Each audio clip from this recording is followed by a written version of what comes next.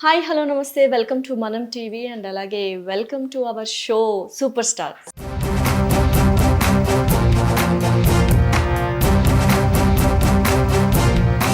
So చాలామంది super stars గురించి మాట్లాడడం అండ్ ఇప్పుడు కొత్తగా 75th ఫిలింతో మన ముందుకు వచ్చేస్తున్నారు విక్టరీ వెంకటేష్ గారు. సో ఆయనకైతే పర్టికులర్ ఆడియన్స్ కాకుండా ప్రతి ఒక్కళ్ళు ఆయనకి ఫ్యాన్సే అనమాట. ఎందుకంటే డిఫరెంట్ కైండ్ ఆఫ్ జోనర్స్లో different kind of movies different kind of థీమ్స్తో తీశారు. సో ఇప్పుడు సైంధవ్ అనే ఫిల్మ్తో వచ్చేస్తున్నారు. సో ఆయన జర్నీ ఎలా ఉంది, ఎలా ఆయన లైఫ్ టర్న్ అయింది, ఎక్కడ ఆయన ఒక మూవీస్ మైల్ స్టోన్స్ దాటాయనే పూర్తి విశేషాలు మనతో చెప్పడానికి ఉన్నారు ప్రకాష్ గారు. నమస్కారం ప్రకాష్ గారు. నమస్తే అండి. సో ఎస్, విక్టరీ వెంకటేష్ గారు ఆయన పేరు వినగానే ఒక కైండ్ ఆఫ్ అంటే అన్ని మిక్స్డ్ ఫీలింగ్స్. అబ్బా, ఫ్యామిలీ పర్సన్ అండ్ కామెడీ చేస్తారు, ఎవ్రీథింగ్ వస్తుంది. అండ్ ఇప్పుడు కొంచెం ఫెరోషియస్గా కూడా ఈ మధ్య తన మూవీస్ చేస్తున్నారు. సో ఆయన జర్నీ ఎలా స్టార్ట్ అయింది? మీరు అన్నట్టుగానే is one of the most accepted hero. Yes, ఆయనకు ఫ్యాన్స్ ఉంటారు, కానీ ఆయన డిస్లైక్ చేసేవాడు నాకు తెలిసి ఎవరు ఉండకపోవచ్చు. అంటే that is his nature. And ఆయన ఫిల్మ్స్ కూడా అన్ని జానర్స్ని కవర్ చేస్తుంది, అన్ని ఏజ్ గ్రూప్స్ని కవర్ చేస్తుంది. ఆయన అంటే యాక్సిడెంటల్గా హీరో అయ్యాడు అని విన్నాం. ఆ స్టోరీ ఏంటి అసలు? అవునండి, 1986లో రామానాయుడు గారు పెద్ద ప్రొడ్యూసర్, వాళ్ళ ఫాదర్. ఈయనకి ఆయన అరంగేట్రం చేసింది 1986 అంటే ఈ was almost like 26 years by then. హీరోగా రావాలంటే ముందే వచ్చేసి ఉండేవాడు. కలియుగ పాండవులు అనే పిక్చర్ యాక్చువల్గా కృష్ణ హీరోగా చేద్దాం అనుకున్నారు. ఆయన డేట్స్ దొరకలేదు, but everything was set. So why don't we make a movie అని ట్రై చేశారనమాట. సో అలా అనుకోకుండా ఆయన హీరో అయ్యారు. అంటే సూపర్ స్టార్ కృష్ణ గారి మూవీ ఆయనకు వచ్చింది. అంటే స్టోరీ చేంజ్ చేస్తుంటారు, దానికి కొద్దిగా చేంజెస్ అంటే ఏజ్ బట్టి అది ఇదంతా కాస్త చేంజ్ చేస్తారు, కానీ బేసిక్ సబ్జెక్ట్ అదే అనమాట. సో దెన్ ఇప్పుడు వీళ్ళందరూ ఒకే తరం అనుకుంటే మనం చేసాం గతంలో super stars series 1, 2, 3, Chiranjeevi, Balayya, then Nagarjuna. వీళ్ళ తరం అతనే ఈయన కూడా. సో ఈయనది డిస్టింక్షన్ ఏంటంటే ఈయన వెరీ ఫస్ట్ పిక్చర్ 100 days ఆడింది. ఓకే, సో ఈ నలుగురిలో ఏదైతే అరంగేట్రం అంటామో హీరోగా, so it was a కలోజల్ hit. So దాని తర్వాత ఇక వచ్చాయి సినిమాలు, మెల్లమెల్లిగా అంచెలంచెలుగా ఆయన ఎస్టాబ్లిష్ అవుతూ వస్తూ ఉన్నాడు. డిఫరెంట్ డైరెక్టర్లు, ప్రొడ్యూసర్ వాళ్ళ ఫాదర్ కాబట్టి అదొక అడ్వాంటేజ్. సో బట్ 1989లో ఆఫ్టర్ 5-6 మూవీస్ తర్వాత ప్రేమ అనే పిక్చర్ వచ్చింది, మీరు చూస్తుంటారు, రేవతి గారితో. Yeah. So that was again a very very different movie. మీరు 89లో చూస్తుంటే అప్పుడు ఒక శివ వచ్చింది, అలానే ప్రేమ. అంటే వీళ్ళు డిఫరెంట్ టెక్నీషియన్స్, డిఫరెంట్ ఆర్ట్ ఫామ్ని తీసుకొచ్చారు. అలానే వెంకటేష్ ప్రేమ చాలా హిట్ పేరు. Wonderful music by Ilaiyaraaja. ఆ సాంగ్స్ ఇప్పుడు కూడా తరచూ వింటూ ఉంటాము. Very good. I mean topping music ఉంటుంది. తర్వాత the way it was moved, Suresh Krishna it was an awesome technician. ఈ పిక్చర్ తోటి వెంకటేష్ టీనేజర్స్కి, యూత్కి అందరు కూడా చాలా కనెక్ట్ అయిపోయారు. It was a wonderful movie. Then తర్వాత వచ్చింది క్షణక్షణం వచ్చింది, నెక్స్ట్ లెవెల్, రైట్. సో అందులో కూడా శ్రీదేవి హీరోయిన్ నేను కొద్దిగా అండర్ ప్లే చేసినా కానీ but he did so well. Comic timing అది అక్కడే వచ్చింది, క్యారెక్టరైజేషన్ అనేది అలా బ్యాలెన్స్ అయిపోయింది యాక్చువల్లీ. షూర్. సో అది ఒక ట్రేట్. అంటే శ్రీదేవి లాంటి హీరోయిన్ తోటి కూడా రోల్ తెలిసి కూడా చేయడం ఆయన గొప్పతనం. సో అక్కడ నుంచి సూపర్ స్టార్ అయిపోయాడు అంటారు. అది బొబ్బిలి రాజా తోటి 1990లో వచ్చింది. దాంతో సూపర్ స్టార్డమ్ లాంటిది వచ్చింది, because it was such a big hit. I think ఒక 1 year ఆడి ఉంటుంది చాలా థియేటర్లో కూడా. It was an amazing movie. తర్వాత there was no turning back for him. నేను తిరిగి చూడలేదు అంతే. సో ఆయన అక్కడి నుంచి బహుశా ఆయన ఒక సక్సెస్ జర్నీ. అంటే రాజా, కలిసుందాంరా,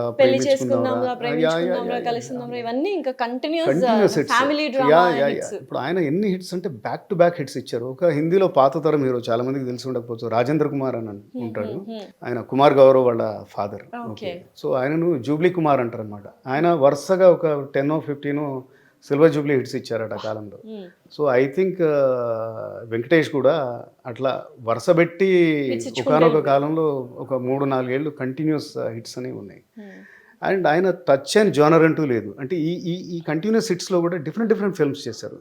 ఫర్ ఎగ్జాంపుల్ ఆయన చేసిన సాహసం ఎవరు చేసి ఉంటారు అనుకుంటాను, పెళ్లి చేసుకుందాం, పవిత్ర బంధం, ఇలాంటి పిక్చర్స్, హీరోయిన్ ఓరియంటెడ్ పిక్చర్స్. సౌందర్య హీరోయిన్ వెయిటేజ్ ఉండి ఈయన సెకండ్ ఫిడల్ లాగా అంటే పిక్చర్లో అంటే ఉంటాడు. బట్ ఒక సూపర్ స్టార్ ఎవరు కూడా అలాంటి పాత్రకి అంటే హీరోయిన్ పాత్రకి వెయిటేజ్ మనకంటే ఎక్కువ ఉంది, దానికి హీరోయిన్ సెంట్రిక్ మూవీ అంటే ఒప్పుకోరు.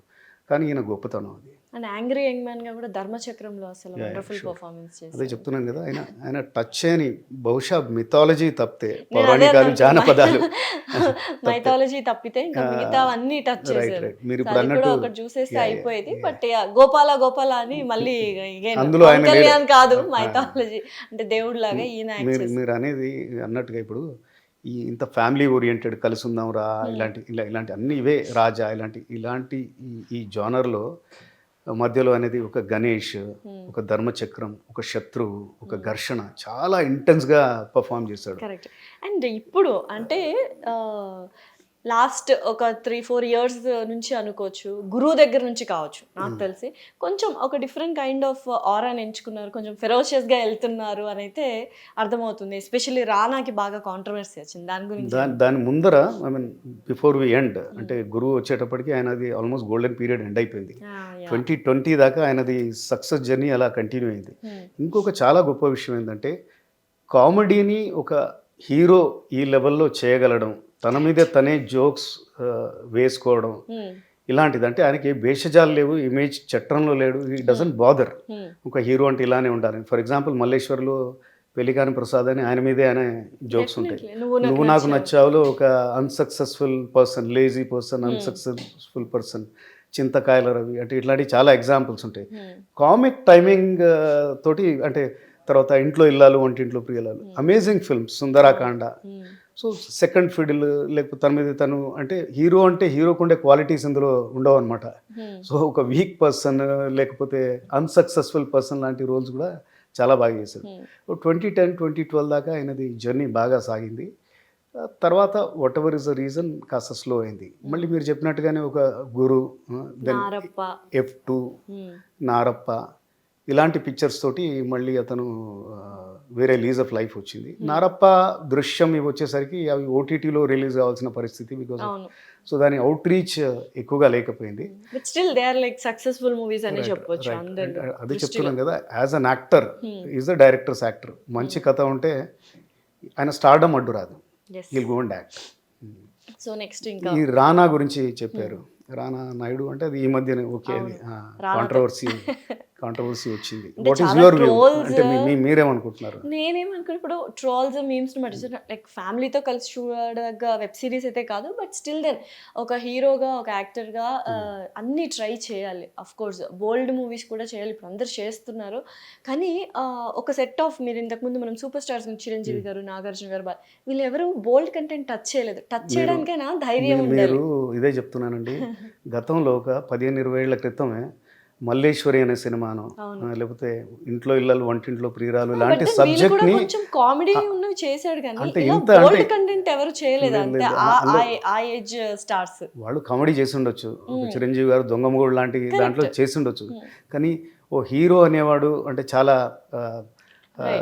చిన్నగా లేకపోతే పెళ్లి కాకుండా ఉండడము, సమ్ వీక్నెస్ ఉండడము, అంటే అన్సక్సెస్ఫుల్ హీరోగా చేయడం, అది కూడా బోల్డ్ పాయింట్ ఇన్ టైం. సో వీళ్ళందరూ ట్రాన్స్ఫార్మ్ కావాలండి. బచ్చన్ గారే మనకు చూపించారు, లైక్ ఒక ఏజ్ తర్వాత ఈ started acting is age, or లేకపోతే కోన్ బనేగా కరోడ్పతి ఆ మోడ్లోకి వెళ్ళారు. ఇప్పుడు నేను అనుకోవడం ఏంటంటే, బికాస్ దీనికి వాట్ యూ కాల్ దాట్ ఈ ఇనిబిషన్స్ అవి ఉండవు అనమాట. Is ever ready for experimentation. ఈరోజు తరం ఓటీటీ తరంకి ఏం కావాలో, బికాస్ చాలా డ్రమాటిక్ షిఫ్ట్ అయిపోయింది ఈరోజు. సినిమా అనేది లేకపోతే ఎంటర్టైన్మెంట్ అనేది కూడా చాలా డ్రమాటిక్ షిఫ్ట్ అయిపోయింది ఓటీటీ వచ్చాక. సో దానికి తగ్గట్టుగా వేయడానికి ఆయన సంకోచించలేదు. అంటే గ్యాంగ్స్టర్ ఆయన రోల్, గ్యాంగ్స్టర్ అట్లే బిహేవ్ చేస్తాడు, అదే అన్నారు ఆయన. So otherwise is a very nice person. మీకు తెలియదు ఏముంది, ఆయన పర్సనల్ లైఫ్లో is a different person altogether. Personal life గురించి అసలు ఏంటి అసలు? Is a family man. బయట ఎక్కడ వెళ్ళరు అతను, అంటే క్రికెట్ లవరు. ఇప్పుడు ఈ మన సినిమా ఫంక్షన్స్ కానీ దానికి వెళ్ళరు. ఆధ్యాత్మికత చాలా ఉంటుంది.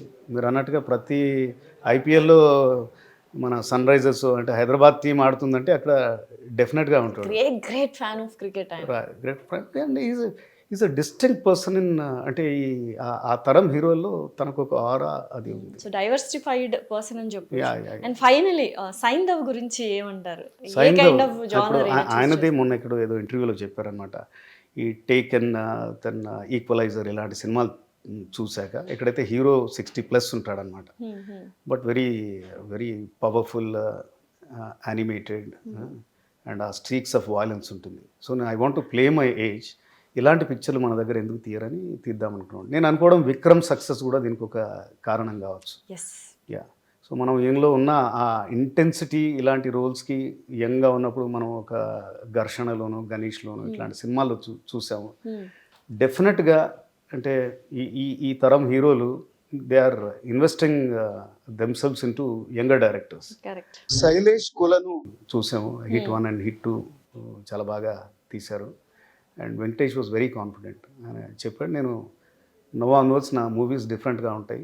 ఐ థింక్ కొద్దిగా టైం తీసుకొని చేశాడు ఈ పిక్చర్. సో డెఫినెట్గా ఇది బాగుంటుందని అనుకుంటున్నాను. చూడాలి మరి త్వరలోనే రిలీజ్కి ఉంది. ఎలా ఉంటుంది ఏంటి సంక్రాంతి పండుగలో ఈయన కూడా ఆ రేస్లో ఒకడే ఉంటాడో లేదో చూడాలి. But ya then very successful journey and చూసుకున్నట్లయితే బోల్డ్ అన్ని మూవీస్ అయినవి అండ్ క్లియర్గా అన్ని 1 by 1 ఆయన ఏంటి అసలు ఎలా ఉంటారని చాలా చక్కగా ఎక్స్ప్లెయిన్ చేశారు. Thank you so much Prakash. Thanks అండి. బాయ్.